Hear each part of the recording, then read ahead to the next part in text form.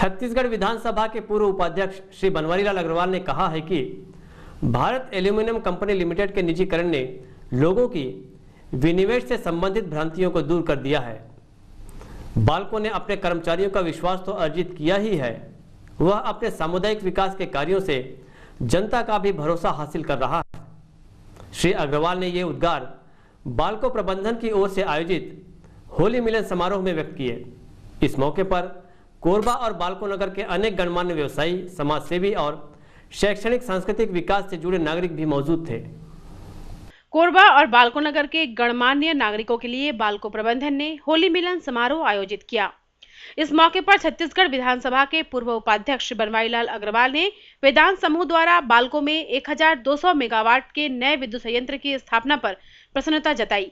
उन्होंने कहा कि देश में चल रहे आर्थिक सुधारों का ही परिणाम है कि किसी समय स्क्रैप आउट होने की कगार पर पहुंच चुका बाल्को निजी हाथों में उत्पादन के नए कीर्तिमान बना रहा है। जिन लोगों ने इस कंसेप्ट को दिया है कि वास्तव में देश में प्राइवेटाइजेशन का जो युग चल रहा है, ये देश के नवनिर्माण के लिए जरूरी है, तो आप एक माइलस्टोन बन सकते हैं इसके लिए, आप एक एग्जाम्पलरी प्रोजेक्ट बना सकते हैं इसके लिए कि भाई so that other should get the motivation. नहीं, this is right concept for the development of the country और हम इस दिशा में देश को आगे बढ़ाना चाहिए। तो ये गवर्नमेंट के लिए भी अच्छा होगा, चाहे किसी पार्टी की गवर्नमेंट हो। तो एक आपके सामने एक चुनौती है, क्योंकि अगर ऐसा आप एग्जांपल देंगे कि जाकर के बाल्को को देखो स्क्रैप आउट हो रहा था और आज बाल्को कितना मजबूत एक्सपांशन के कगार पर है। कोई सोचा ही नहीं था कि वास्तव में इतने कम पीरियड में आप अपना पावर प्लांट ले आएंगे। 1200 मेगावाट का एक्सपांशन कर रहे हैं, उड़ीसा में जाकर के और बिजनेस कर रहे हैं, शायद कॉपर में इसके पहले थे आपने, कॉपर से फिर कहाँ एल्यूमिनियम में आए, स्टील में एंटर कर रहे हैं। हम तो कहते हैं खूब ऊंचाई में जाए, हमको बड़ी बड़ी एजेंसीज मिलेगी हमारे देश को, तब तो जाकर के हमारे देश की इकोनॉमी और मजबूत होगी। हमको तो फक्र होता है जब हमारे यहाँ के और बड़े बड़े हाउसेस और दुनिया के और दूसरे उसको चाहे वो कोई भी खरीदते हैं। हम तो चाहते हैं कि वर्ल्ड मार्केट को हमारे यहाँ के इंडस्ट्रियलिस्ट कॉम्पीट करें और दुनिया को झुका करके भारत के कदमों में ला दें। लेकिन उसके साथ साथ इस देश के आवाम को भी विश्वास में आप लेंगे। एक छोटा एग्जाम्पल है ये, तो मैं कहता हूँ आज इतने लोगों को इकट्ठे किए हो, कल को पूरे स्टेट और पूरे देश के लोगों से पूछोगे कि बताओ बाल्को क्या करे।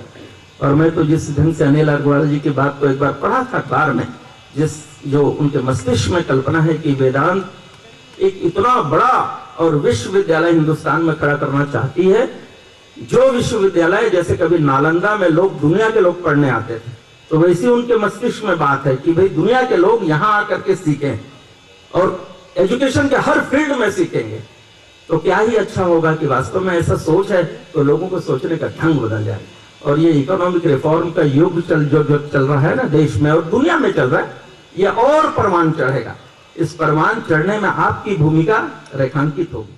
बाल्को के होली मिलन कार्यक्रम में वरिष्ठ भाजपा नेता श्री जोगेश लांबा, वरिष्ठ कांग्रेस नेता श्री रमेश जायसवाल, साडा के पूर्व चेयरमैन श्री उमाशंकर अग्रवाल, कोरबा के अंकुर स्कूल की प्राचार्य श्रीमती अरुंधति कुलकर्णी, कोरबा जिला ट्रक मालिक संघ के अध्यक्ष श्री अरुण शर्मा, कोरबा जिला ट्रांसपोर्ट एसोसिएशन के अध्यक्ष श्री इंद्रराज सिंह भाटिया, सदस्य श्री सुबोध सिंह व हरिप्रकाश सिंह, लायंस क्लब के पूर्व district governor Shri MD Makhija, Kamla Nehru महाविद्यालय संचालन समिति के अध्यक्ष व भाजपा नेता श्री बंशीलाल मेहतो, वरिष्ठ पत्रकार श्री जसराज जैन, प्रसिद्ध अधिवक्ता एवं पूर्वांचल विकास समिति के अध्यक्ष श्री अशोक तिवारी आदि के अलावा कोरबा के सामाजिक कल्याण, शैक्षणिक, सांस्कृतिक क्षेत्रों एवं विभिन्न व्यवसायों से जुड़े प्रतिष्ठित नागरिक मौजूद थे। सभी ने बाल्को की तकनीकी और आर्थिक प्रगति के साथ क्षेत्र के उत्थान के लिए चलाई जा रही योजनाओं की सराहना की एवं अनेक महत्वपूर्ण सुझाव दिए।